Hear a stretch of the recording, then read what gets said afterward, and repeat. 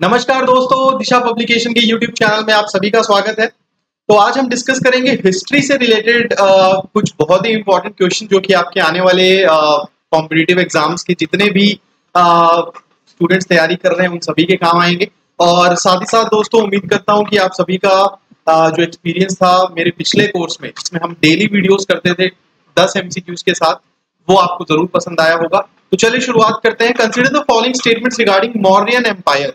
ठीक है, तो मौर्यन एम्पायर से रिलेटेड दो स्टेटमेंट्स हैं। पहला, Mauryan government had equal control over all the regions of its empire. ठीक है, मतलब मौर्यन सरकार का अपने एम्पायर के पूरे रीजन्स में कंट्रोल था। तो ये स्टेटमेंट गलत है, कंट्रोल नहीं था। Slavery was completely absent in Mauryan empire, ये भी गलत है। मौर्यन एम्पायर में स्लेवरी पूरी तरीके से एब्सेंट नहीं थी दोस्तों। ठीक है, तो दोनों स्टेटमेंट गलत हैं। करेक्ट आंसर होगा सी, क्योंकि आपसे यहाँ पे इनकरेक्ट पूछा गया है।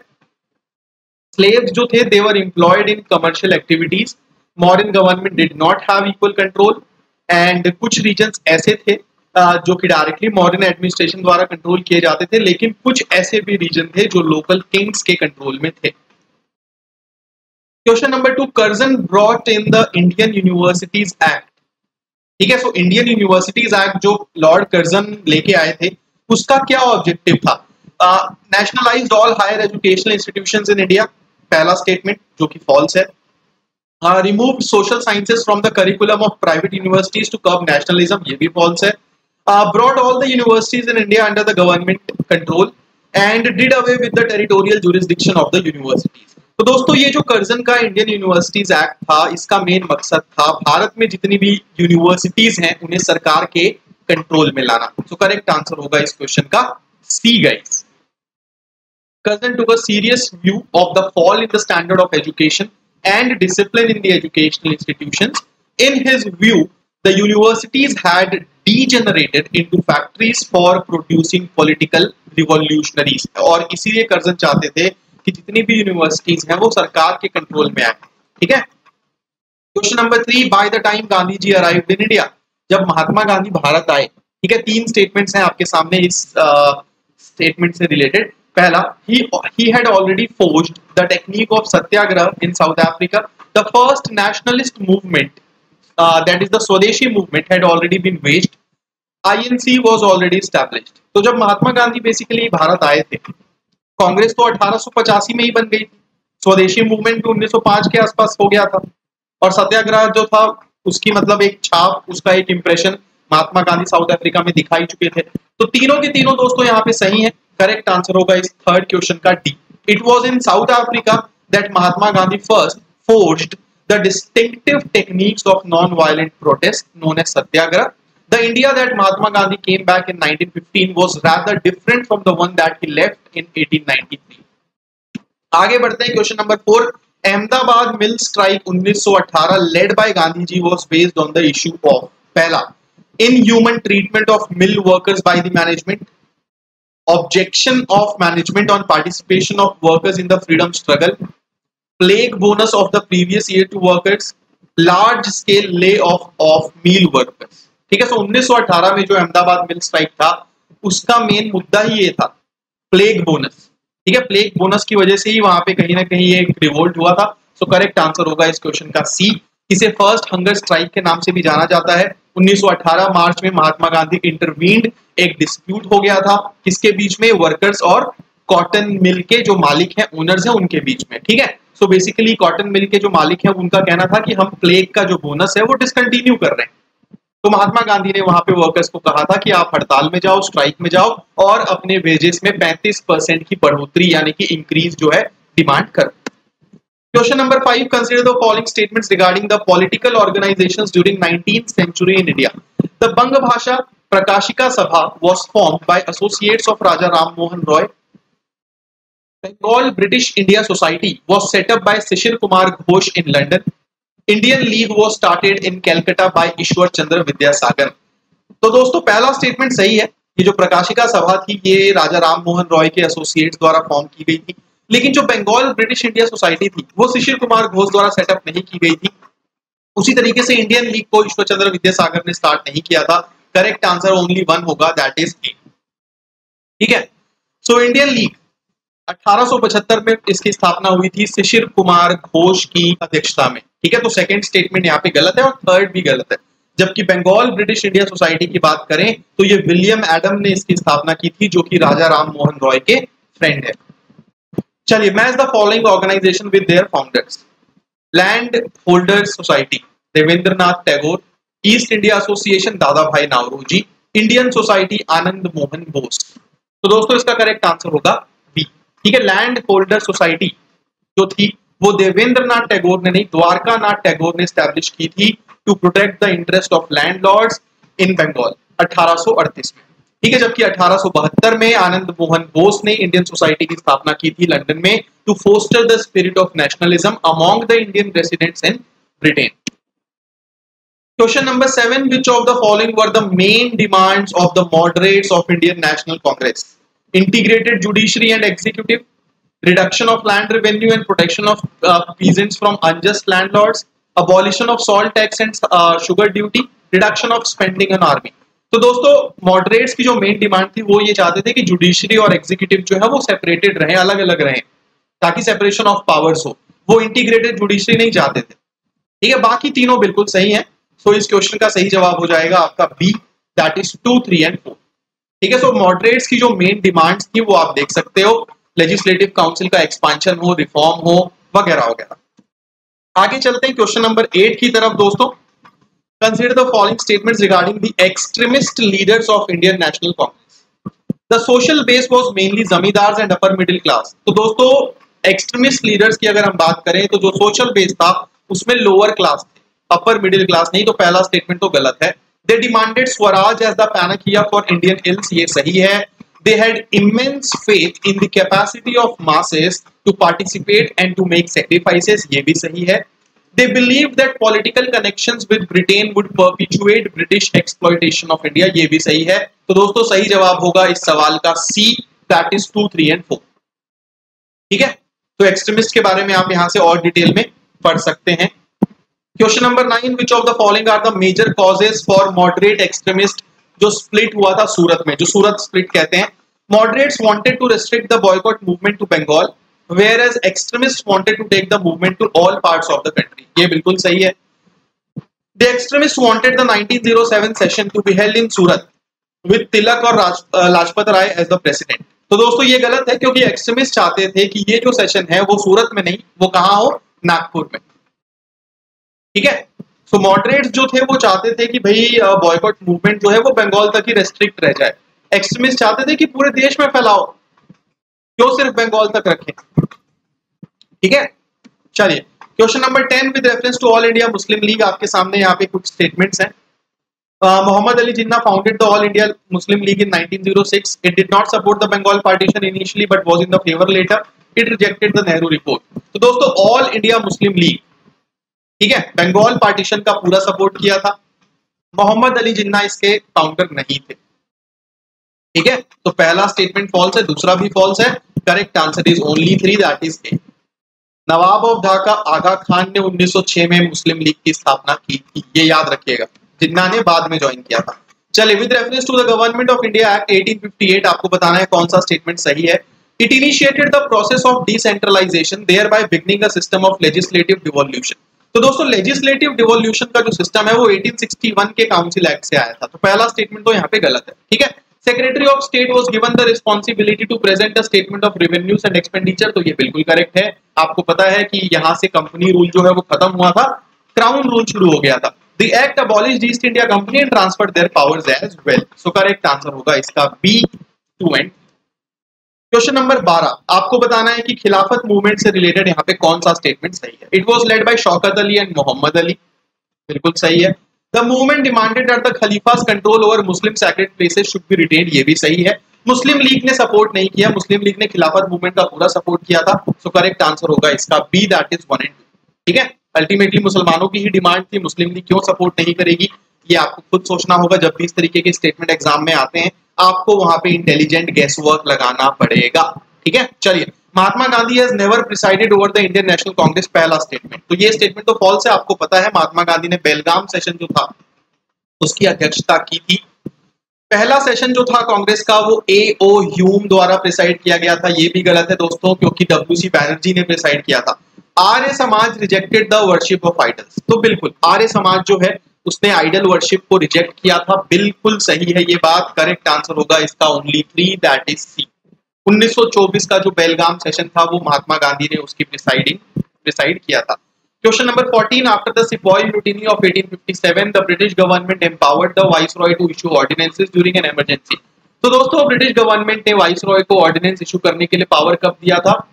1861 में। तो that is after the sepoy mutiny, पहला स्टेटमेंट सही है। इंडियन काउंसिल एक्ट 1861 ने पोर्टफोलियो सिस्टम को रिकॉग्निशन दी थी, बिल्कुल सही है, दोनों स्टेटमेंट यहाँ पे सही है। करेक्ट आंसर होगा इसका सी। ठीक है, आज जो हम देखते हैं कि अलग अलग मंत्रालय बटे हुए हैं, ये सारी चीजें पोर्टफोलियो सिस्टम कहलाती हैं, तो ये 1861 से आई थी। क्वेश्चन नंबर 15 रिगार्डिंग स्वदेशी movement, consider the following statements. In 1905, the boycott resolution was passed at Mumbai's historic Gowalia Tank Maidan, and the formal proclamation of Swadeshi movement was made. Newspapers such as Hitabadi, Sanjeevani, and Bengali were used to propagate the agenda of Swadeshi movement. तो second statement सही है, लेकिन पहला statement false है। क्यों false है? क्योंकि ये जो boycott resolution था, ये पास कहाँ हुआ था? कैलकाटा टाउन हॉल, ठीक है, ना कि गोवालिया टैंक मैदान। तो पहला गलत हो जाएगा, सही जवाब होगा इसका ओनली 2, दैट इज बी। ठीक है, सो 7 अगस्त 1905 को बॉयकॉट रेजोल्यूशन पास हुआ था in a massive meeting held in the Calcutta town hall. ठीक है, ये चीज आपको ध्यान में रखना है। Question number 16, consider the following statements regarding defence of India act 1915। 1915 का जो डिफेंस ऑफ इंडिया एक्ट है उससे रिलेटेड आपके सामने यहाँ पे 3 स्टेटमेंट्स हैं। ठीक है, काफी ज्यादा इंपॉर्टेंट है ये एक्ट। पहला statement, it was enacted by the governor general of India with the intention of curtailing the nationalist and revolutionary activities in the aftermath of the First World War। ठीक है, मतलब यहाँ पे ये बोला जा रहा है कि ये जो डिफेंस ऑफ इंडिया एक्ट है ये गवर्नर जनरल ने इनैक्ट किया था। उनका इंटेंशन क्या था कि फर्स्ट वर्ल्ड वॉर के बाद भारत में जितने भी रिवॉल्यूशनरी एक्टिविटीज और जो भी राष्ट्रवादी मतलब एक्टिविटी हो रही है, नेशनलिस्ट एक्टिविटी हो रही है, उन्हें कर्टेल किया जाए। It made a sharp distinction between European and Indian subjects and the act was first applied during the first Lahore conspiracy trial in the aftermath of the Ghadar conspiracy। ठीक है, तो दोस्तों करेक्ट आंसर इसका होगा 1 and 3, that is B. मैं आपको यहाँ पे ये बताना चाहूंगा कि ये जो डिफेंस ऑफ इंडिया एक्ट 1915 है, which is also referred as the defence of India regulation act, ये एक इमरजेंसी क्रिमिनल लॉ था जो कि गवर्नर जनरल द्वारा इनैक्ट किया गया था। किस इंटेंशन से? राष्ट्रवादी एक्टिविटीज को रोकने के इंटेंशन से। अनलाइक द इंग्लिश लॉ जो कि लिमिटेड थी किसको? पर्सन्स ऑफ होस्टाइल एसोसिएशन और origin, the defence of India act could be applied to any subject. Okay, and the act was first applied during the first Lahore conspiracy trial in the aftermath of the Ghadar conspiracy. तो यहाँ पे पहला और तीसरा statement पूरी तरीके से सही होगा। सही जवाब होगा क्वेश्चन नंबर अगले क्वेश्चन का बी। अगले क्वेश्चन की तरफ चलते हैं। Lucknow pact between the Indian national Congress and Muslim League put forward which of the following political demands before the governor. ठीक है, सो आपको बताना है कि भाई इंडियन नेशनल कांग्रेस और मुस्लिम लीग के बीच में जो लखनऊ पैक्ट हुआ था, उसमें सरकार के सामने क्या डिमांड्स रखी गई थी? It demanded self government from the British, separate electorates for the Muslims, और all the members of the viceroy's executive council should be Indians. तो दोस्तों ये तो नहीं बोला गया था कि सारे मेंबर्स जो हैं एग्जीक्यूटिव काउंसिल के भारतीय होंगे। ये जो लखनऊ पैक्ट था ये बहुत ज्यादा इंपॉर्टेंट है, इसके बारे में आप जरूर पढ़िएगा। इस लखनऊ पैक्ट में जो पॉलिटिकल डिमांड्स रखी गई थी तो उसमें ये बोला गया था कि वाइसरॉय के एग्जीक्यूटिव काउंसिल के जो आधे सदस्य होंगे वो इंडियंस। ठीक है, तो थर्ड स्टेटमेंट फॉल्स है। बाकी सेपरेट इलेक्टोरेट्स यानी कि जो मुस्लिम कैंडिडेट्स हैं उनके लिए मुस्लिम वोटर्स होंगे, और साथ ही साथ सेल्फ गवर्नमेंट, ये दोनों सही हैं। Correct answer of the question is A, that is 1 and 2। ठीक है, so while the league agreed to present joint constitutional demands with the Congress accepted the Muslim league's position on separate electorates. ठीक है, the joint demands were government should declare that it would confer self government, the legislative councils should be further expanded and half of the members should be Indians। तो ये सारी demands थी और ये आपको ध्यान में रखना है। आगे चलते हैं guys. Consider the following statements regarding home rule league movement. Home rule league movement was the Indian response to the first world war. मतलब कहीं ना कहीं फर्स्ट वर्ल्ड वॉर के बाद भारत की तरफ से जो प्रतिक्रिया आई वो होम रूल लीग मूवमेंट के तौर पे आई थी। ये बिल्कुल सही बात है। Jawaharlal Nehru, Tej Bahadur Sapru and Lala Lajpat Rai supported the home rule agitation, बिल्कुल सही। The Russian revolution led to the decline of the home rule league movement. तो दोस्तों रशियन रिवॉल्यूशन जो था 1917 का, उसकी वजह से home rule league movement decline नहीं हुआ था बल्कि उसको फायदा हुआ था। तो ये चीज आप ध्यान रखिएगा, ठीक है। It proved to be an added advantage rather than a decline, ठीक है। So the Indian home rule leagues were organized on the lines of the Irish home rule leagues and they presented the emergence of a new trend of aggressive politics. Annie Besant और तिलक जो थे वो इसके pioneers थे और साथ ही साथ जो होम रूल एजिटेशन था it was later joined by Motilal Nehru, Jawaharlal Nehru, भूला भाई देसाई, चित्तरंजन दास, मदन मोहन मालवीय, मोहम्मद अली जिन्ना, तेज बहादुर सप्रू, लाला लाजपत राय etcetera. So the League campaign aimed to convey to the common man the message of home rule as self-governing. Question number 19 regarding Morley-Minto reforms, आपके सामने तीन statements हैं. It introduced a system of communal representation for Muslims by accepting the concept of separate electorate. Okay, so दोस्तों बहुत सारे students को Morley-Minto और Montagu Chelmsford reforms इनमें ही confusion रहती है, ठीक है। So Morley-Minto reforms जो था वो 1909 का रिफॉर्म्स था, जबकि जो मोंटेग्यू चैम्सफोर्ड रिफॉर्म है वो 1919 के रिफॉर्म को कहा जाता है। तो ये आप एकदम अच्छे से समझ लो, याद कर लो, ध्यान में रखो, ठीक है। It retained official majority in the central legislative council but allowed the provincial legislative councils to have non-official majority. It granted franchise to a limited number of people on the basis of property, tax, education. तो दोस्तों देखो, ये जो मतलब लोगों को franchise देने की बात है, यानी कि वोट करने की पावर देने की बात है प्रॉपर्टी टैक्स और एजुकेशन के बेसिस पे, ये किसने शुरू किया था? मोंटेग्यू चैम्सफोर्ड ने। तो ये मॉर्ले-मिंटो ने नहीं किया था। तो थर्ड स्टेटमेंट यहाँ पे हो गया आपका टोटली फॉल्स, ठीक है। हाँ, मॉर्ले-मिंटो रिफॉर्म्स ने सेंट्रल लेजिस्लेटिव काउंसिल में ऑफिशियल मेजोरिटी को रिटेन किया था, लेकिन प्रोविंशियल लेजिस्लेटिव काउंसिल्स को अलाउ किया कि भैया you can have non official majority. और साथ ही साथ it also introduce the communal representation, और इसीलिए लॉर्ड मिंटो को फादर ऑफ कम्युनल रिप्रेजेंटेशन भी कहा जाता है, ठीक है। सो करेक्ट आंसर होगा इस क्वेश्चन का बी, दैट इज 180। तो मॉर्ले-मिंटो रिफॉर्म्स के और जितने भी प्रोविजंस हैं वो ध्यान से पढ़ लीजिएगा।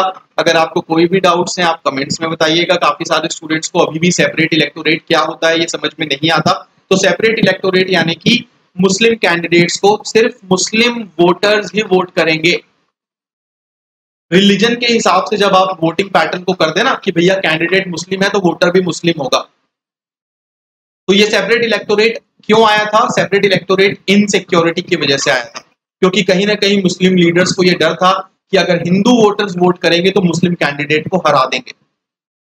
तो रैदर देन वर्किंग ताकि हिंदू वोटर्स भी उनके लिए वोट करें, they thought कि separate electorate will be the good idea, कि भैया रिलीजन के आधार पर वोटिंग कराओ ताकि अगर हम काम सही नहीं भी करें तो भी मुस्लिम वोटर्स हमें रिलीजन के हिसाब से जिता, ठीक है। चलिए, Gandhi suspended which of these movements calling it a Himalayan blunder? Non cooperation, satyagraha movement against Rowlatt act, civil disobedience, quit India movement.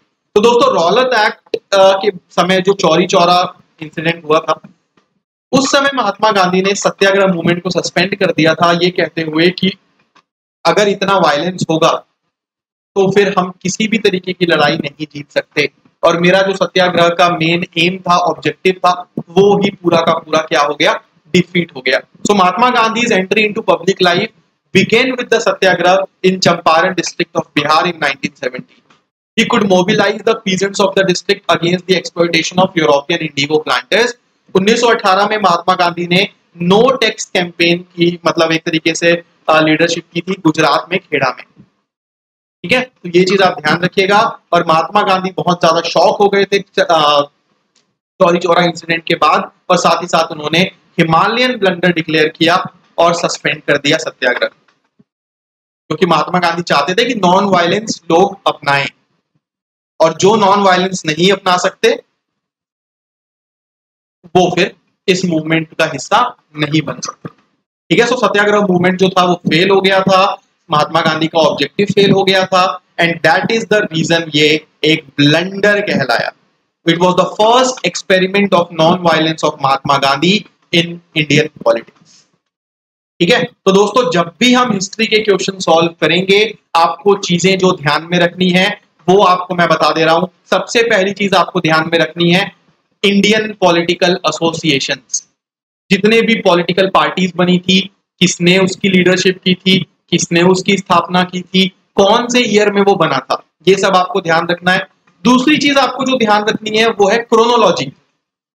Chronology का आपको ध्यान रखना है कि कौन सी चीज पहले आई, कौन सी चीज बाद में आई। नॉन कोऑपरेशन पहले हुआ, सिविल डिसोबीडियंस पहले हुआ, ऑगस्ट ऑफर पहले आया, कैबिनेट मिशन पहले आया, क्रिप्स मिशन पहले आया। ये आपको क्रोनोलॉजिकल वाइज ध्यान रखना होगा क्योंकि यूपीएससी इससे रिलेटेड क्वेश्चन पूछता है। और तीसरी चीज जो आपको ध्यान रखनी है वो महात्मा गांधी के जितने भी इनिशिएटिव्स थे, महात्मा गांधी के जो भी सत्याग्रह की पॉलिसीज थी, ऑब्जेक्टिव्स थे, वो बहुत अच्छे से आपको ध्यान रखना है बिकॉज यूपीएससी प्री में या फिर मेंस में क्वेश्चन पूछता ही पूछता है। ठीक है, तो ये सारी चीजें आपको ध्यान रखनी है जब भी आप हिस्ट्री से रिलेटेड क्वेश्चन करोगे। तो उम्मीद करता हूं कि आज का ये वीडियो आपको समझ में आया होगा और कोई भी अगर आपको डाउट है तो कमेंट्स में जरूर बताइएगा। धन्यवाद दोस्तों, मिलता हूं आप सभी से अगले वीडियो में कुछ और एमसीक्यूज के साथ।